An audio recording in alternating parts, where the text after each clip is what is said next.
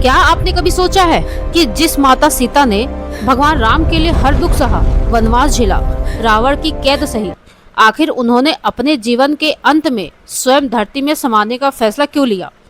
क्या वजह थी कि एक पतिव्रता देवी ने संसार को छोड़ देना ही उचित समझा? आज की यह कहानी आपके दिल को छू जाएगी। त्रेता युग में मिथिला नगरी में भयंकर सूखा पड़ा था। चारों तरफ हाहाकार मचा हुआ था।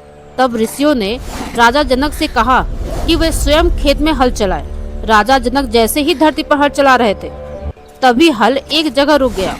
तब मिट्टी हटाई गई तो वहां से एक दिव्य प्रकाश निकला। उस प्रकाश के बीच एक सुंदर कन्या मुस्कुरा रही थी। राजा जनक समझ गए कि यह कोई साधारण बालिका नहीं है। उन्होंने उस कन्या को अपनी पुत्री के रूप में अपनाया, क्योंकि वह हल की रेखा यानी सीता से प्रकट हुई थी। इसलिए उनका नाम था पड़ा माता सीता। समय बीता और माता सीता का विवाह अयोध्या के राजकुमार भगवान राम से हुआ।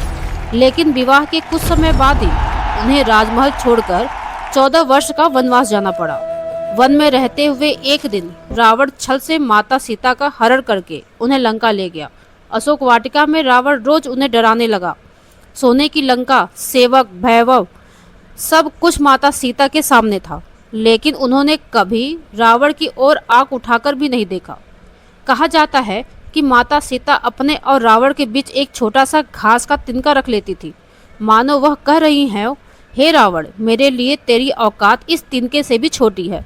रावण के पास अपार शक्ति थी, लेकिन वह माता सीता को छू तक नहीं पाया, क्योंकि एक सच्ची पतिव्रता स्त्री का तेज अग्नि से भी अधिक प्रचंड होता है।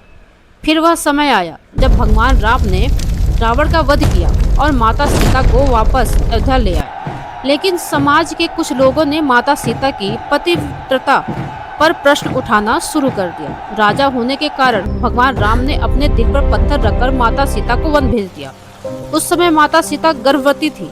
जंगल में उन्होंने महर्षि वाल्मीकि के आश्रम में 2 पुत्र लव और कुश को जन्म दिया। सालों बाद जब लव कुश ने भगवान राम के दरबार में पूरी रामायण सुनाई, तब सबको पता चला कि वे स्वयं भगवान राम के पुत्र हैं।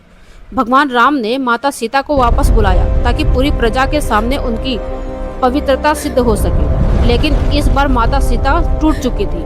उन्होंने हाथ जोड़कर धरती माता से कहा, यदि मैंने जीवन भर मन, वचन और कर्म से केवल श्री राम का ही स्मरण किया है, तो हे धरती माता, मुझे अपनी गोद में संभालो। इतना सुनते ही पूरी सभा कांप उठी। धरती 2 भागों में फट गई। एक दिव्य सिंहासन प्रकट हुआ और स्वयं धरती माता वहां आई। उन्होंने अपनी पुत्री सीता को गले लगाया और धीरे धीरे उन्हें अपने साथ धरती के भीतर ले गई। भगवान राम उन्हें रोकते रह गए, पुकारते रह गए, लेकिन माता सीता हमेशा के लिए इस संसार से विदा हो चुकी थी। उस दिन पूरी दुनिया ने समझा कि त्याग की भी एक सीमा होती है और माता सीता केवल सहनशीलता की मूर्ति नहीं थी, बल्कि आत्मसम्मान और सत्य की सबसे बड़ी शक्ति थी। अगर माता सीता के इस त्याग ने आपकी आंखें नम कर दी हो, तो कमेंट में पूरे श्रद्धा के साथ लिखें, जय माता सीता।